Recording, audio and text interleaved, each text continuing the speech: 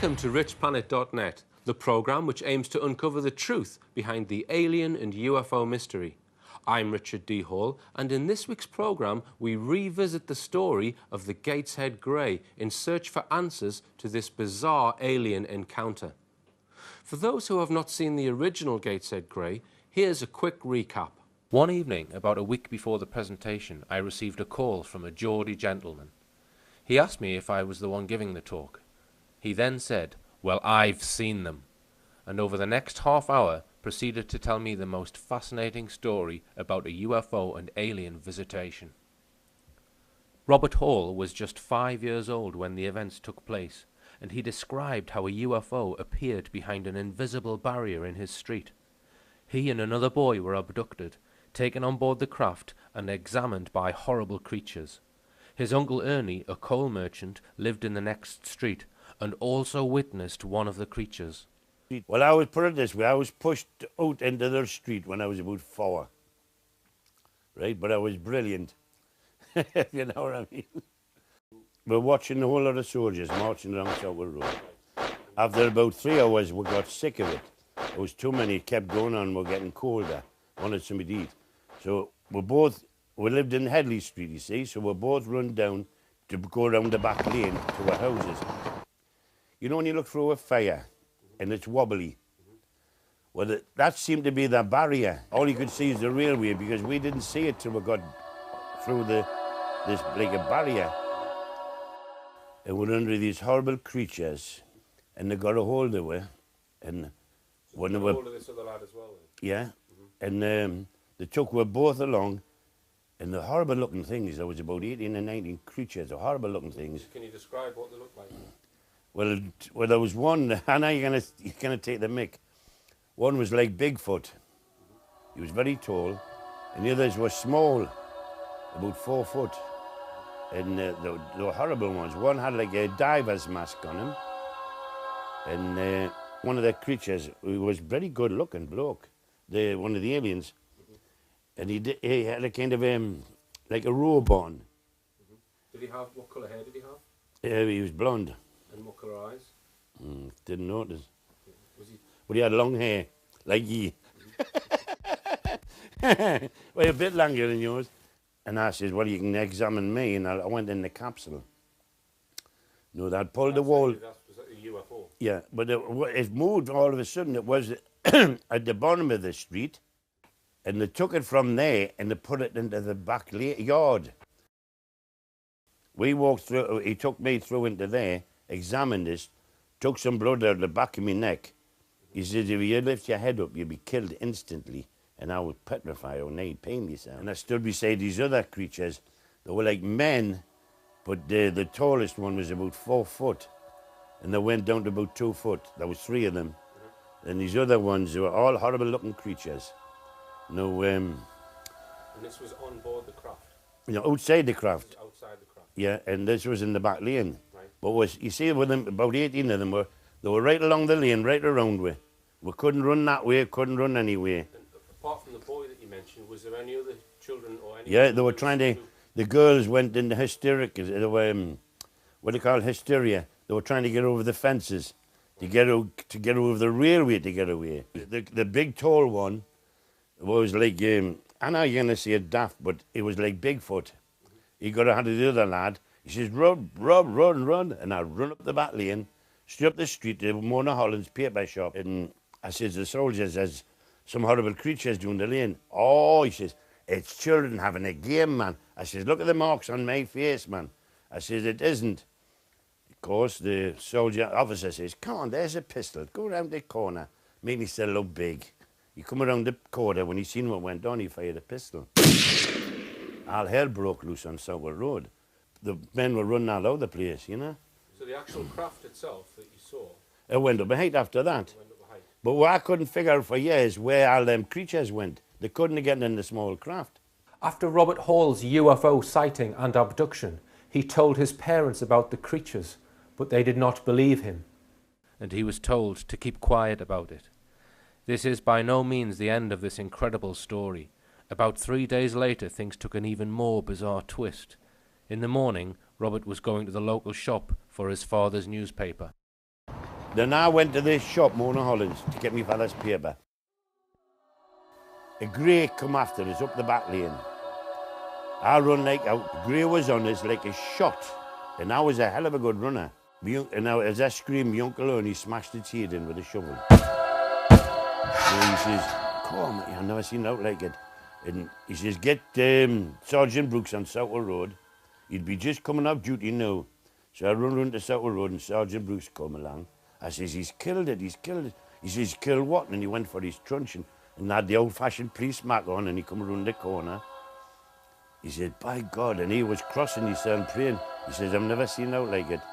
They put it on a coal sack and pulled it into the backyard, into the coal place is still there to this day. They pulled it into there. You see, you get yourself away home. I says, no, I've been telling you the damn truth. There is your proof. Get yourself away home, Robert. I says, no, I'm standing here. Absolutely incredible. Robert's uncle, Ernie Wren, had killed the creature with a coal shovel. This is the precise spot where the alien was hit over the head with the shovel.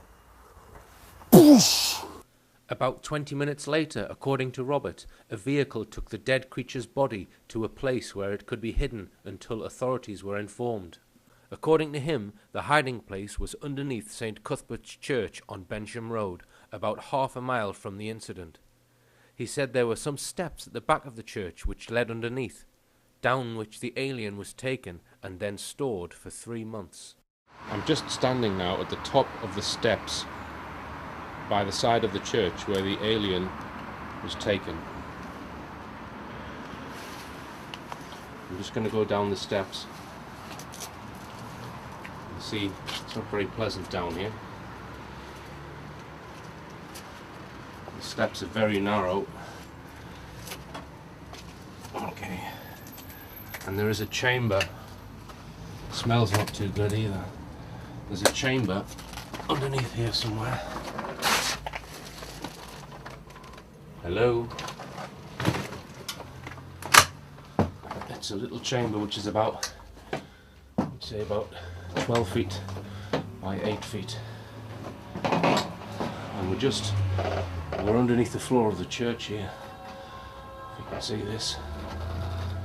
An ideal place to store a dead alien. And how they're doing it at the back of the church. That's where the very narrow steps are. Yeah. So can you describe that entrance to the... I wouldn't go and do it. Robert also remembered a woman holding a baby coming out of the craft shortly after he had been let out. Robert was ill for a few days following the abduction. For 2 days his eyes watered and he suffered headaches. A small triangular-shaped mark appeared on his left cheek, which remained until he was about 13. After the events, Robert was intimidated and threatened by officials who he presumed were from the army or the government, who said that he would be killed if he said anything. A high-ranking man from the Air Force interviewed him and asked him to provide an account of what he saw. He remembers the Air Force official was called Marshall. He handed Robert a child's spinning top and asked him if this is what the craft looked like.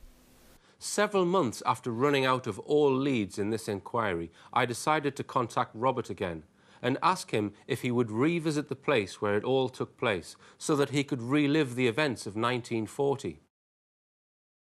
Robert kindly gave me some books which document some of the more well-known UFO cases from the 1940s.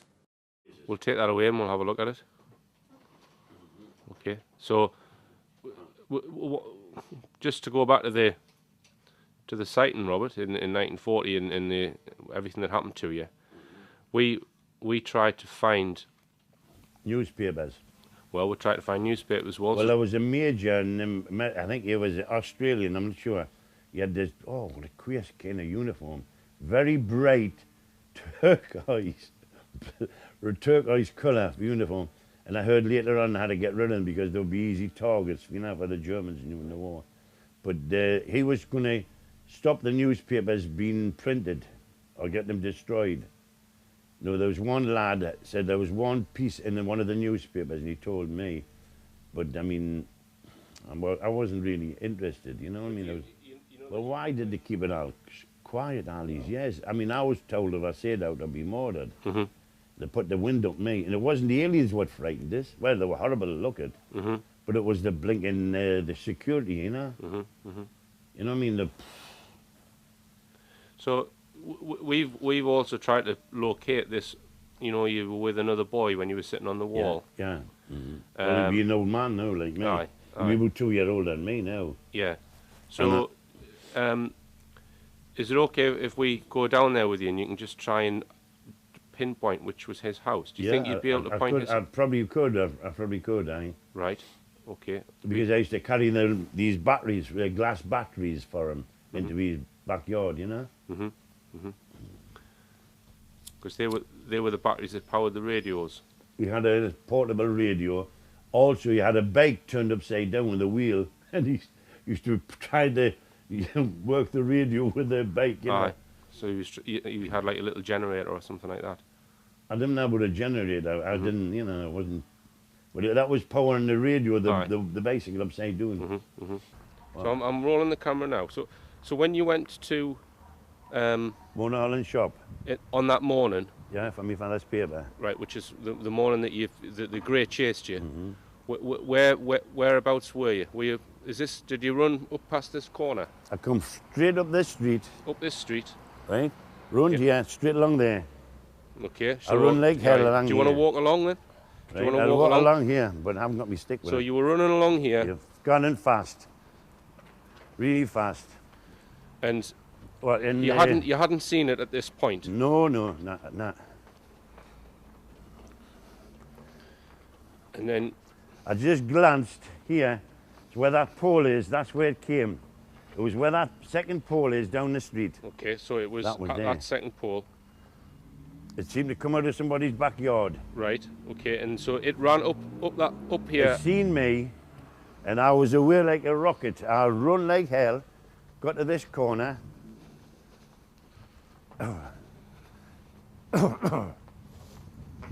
And I fell over that as I run, it was right up behind us, and I fell over this curb. Here, I fell over here. Right. So just explain that again, Rob. You fell? I fell over the curb here. You fell over that curb, right? Yeah. And then what happened?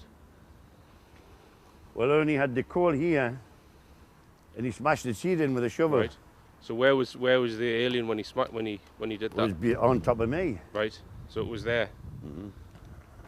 Okay. Then they dragged it from here, but he pulled it so far, and he says, I was shaking, and he says, Sergeant Brooks will be on the Southwell Road, come along, get him. And I would run up the back, up the front, around by Mona Hollands. Right. And Brooksy come around, and the both of them dragged it into that coal place there. Yep. We're standing watching thousands of soldiers going along here. Just the soldiers were walking along here. Thousands of them. Thousands of them. And basically, you were around about here. Yeah, watching thousands of them. And then what happened? When we just looked up like that, and we seen it coming down, and we thought it was just a balloon at first. So you saw just a bright light in the sky. Funny shape, like a cornet. Watching it up ahead. Yeah. And there was a few other soldiers standing there. There was a few other soldiers standing there. And after a while, we just turned around and run straight down there. Well, he says, I'm going for my dinner, or something to eat. And I didn't think it was dinner, it was in the afternoon. But he run that way and I run that way. Okay, do you want to walk down? Straight into them, eh? Do you want to walk down? I can walk too. Like the invisible barrier? It wasn't in the way, the barrier was invisible, but the things were on the wall each side. There's one on each side. Right, okay. Which is where we portrayed it in the but everything's changed. So then it was on the wall, and it like about 2 foot something high on this wall. Right. And there was one over there. Okay. Yeah. And the UFO was basically just right here, right in front of us now. Okay. And then it moved. Yeah. Hey, look at the cat through the window. Watching. Hey, but You see, he went that, he was going to go that way, and I was going to go that way. Okay. And there was all aliens here. Right. And we'd run straight in, and they wouldn't let we couldn't go into that way or that way. Your house was down there on Headley Street, Mm-hmm. which is just down that lane. Yeah. And his house was along here on Newton Street. Yeah. And so he was going to go that way. You were going to go that way. And we were surrounded. So they had knocked all these walls down A lot of for them. the area shelters. A lot of them, that's how it was in there. And I think it was about here we were tucked in. Yeah. There was a little ramp. It's either that one or this one were tucked into the, in and examined. Right. So this, behind this wall here is where the craft was, basically in somebody's backyard. That's where it moved Well, that to. wall was doing and all that, and so was that. And the craft was in one of these. I think it was in here. Mm-hmm. During my research, I have spent many hours trying to identify the boy Robert Hall was with on the day of the sighting. Robert cannot remember the boy's name, but remembers approximately which house he lived in. It's got to be here. It's got to be one of these. So the boy who you were with lived in one of these ones here? It's got to be one of these. Okay. Because I didn't get that far along. So it must have been about here, somewhere here. Right, so it's the one with the light-coloured wooden fence. So we'll find out what number that is, and then we'll look at the names again on the electoral roll. After getting a better idea of where the other boy lived, I went back and checked the electoral records and spoke to Ada Woff again, who knew all of the families in that street. The boy in question may well have been an Alex Mitchell, who was 3 years older than Robert, but unfortunately is no longer with us. There's no man there. Hello? Mm-hmm. Ah, I'm not sure you were the one. Well, Have you got a generator in your garden? you haven't, no. How old are you? 73 or 4. Ah, We've actually you spoken may to have this. been the one. 1940 with the aliens. No. No, I think we've spoken to you, haven't we? Yeah. We've actually spoken to this gentleman there, Robert. Look here, I was playing. He- On he Metro, mate. did you? Not Metro, Newcastle. Look Right. here. There was a bloke about 2 years older than me, I don't know. and I think they were Catholic, I'm not sure. Yeah. And he had a generator in his garden, and I used to go and get his glass batteries out of the road at the shop in the corner, Aye. facing Mona Holland, you know? Aye, aye. You know what I mean? Well, really, I'm a lovely hiller. I didn't move down to this until 1964, 1965. Robert, there's nobody in this street who lived here in 1940. I'm the oldest one in this street. Mm-hmm. And as I say, I've lived here 40 odd years. Oh, way. But I've never heard of that before, you know. This is where all the creatures were along here. About What 18 do of they them. call them the batteries for? The batteries, Aye. well, they were glass batteries for the radio. You know, in them old days, they had glass, like a, is it like a, Accumulator. Ah, an accumulator, yeah. they were like a house brick, size of a house brick, no heavy. And they used to have spuggy meetings at the end of the Didn't street. Oh, yeah. And a lot, a hell of a lot more than that. But I thought it was that shed here when you come? No, I've been back. There's a one like that, he had this bicycle in with the batteries and he was doing that. I say I heard him on Transport and Call. Yeah. Back on what you called. Yes. You have. No? Yeah. And when he called him on Metro and Jonathan Miles. No, it was on it's Radio Newcastle. Yeah, no, the other one at night. Or Paddy McD, you heard that one, did you? Yeah. Yeah, good. And then I heard him mention your name and I thought, is that the same guy? It was at our front door. Yeah. Oh no, I go, oh yeah, listen to that. Aye. So, it's not what you said, I believed it, mate. Right, right. And do you mind if we use this in a TV program that I'm filming you now? Is that okay? Yeah, I should have my teeth in. And my hat on. Look here. You know what I was telling you about? There was a stone shed just like that. And Well- he had the thingy, he was the lad. Right. But you think it was probably this one here, Robert? I've checked that and it's not that one.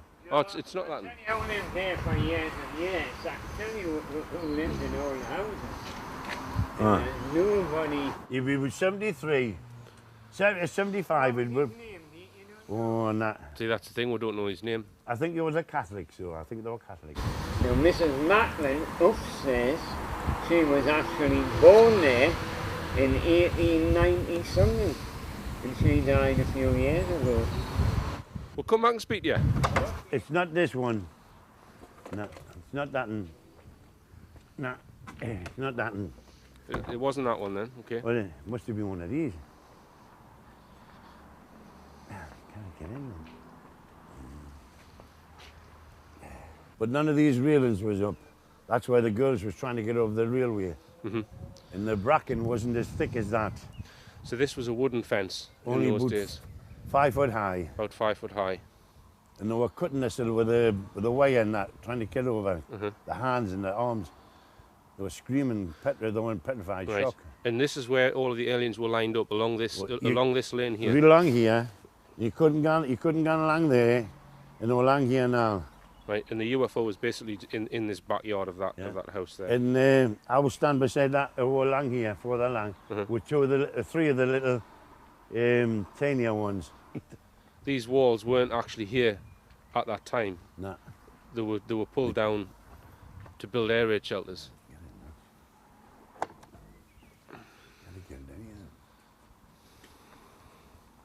I think it was in there. So and I was standing by that wall along there with three of them. And you see the big tall one, you know, you see like Bigfoot. He was at that corner there, and there was another one there. And he said, Bob, we're going to make a break for it.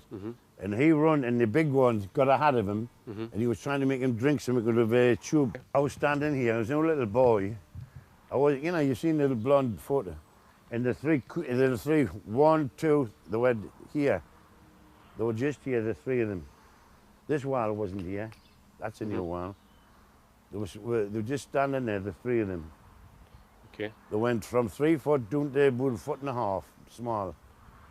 Yeah. And you could see their veins through the top of their head. They had no hair, they had the veins through the top. So when you managed to get away, this was, Aye, but I mean, this was after you'd had your neck interfered with. Yeah. You ran off. Yeah. And you ran up this lane here. The street. I went up the street like a Right. rocket. Okay.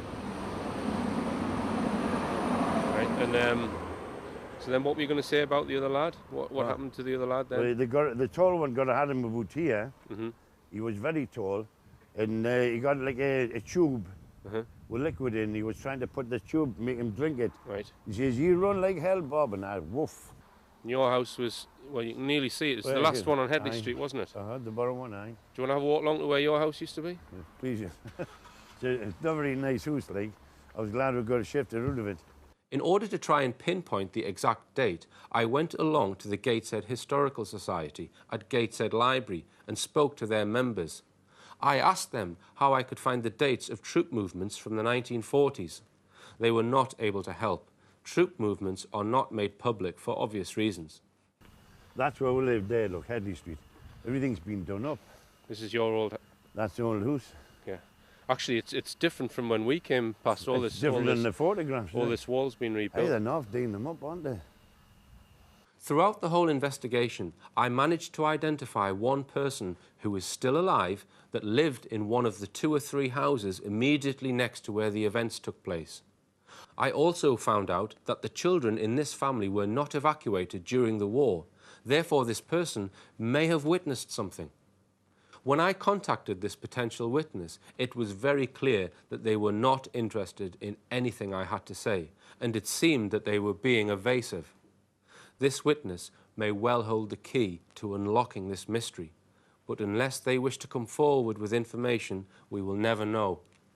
Any information which comes to light will be featured on the richplanet.net website. They didn't call it UFOs in them days, they called them something else. Foo Fighters. Foo Fighters, aye.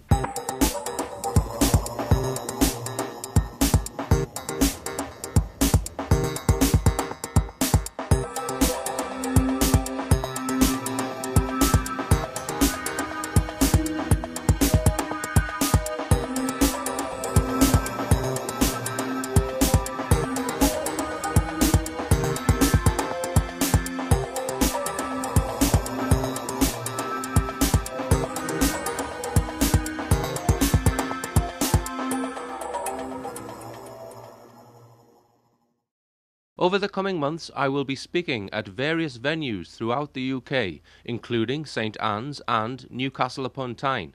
For details on future events, please log on to richplanet.net.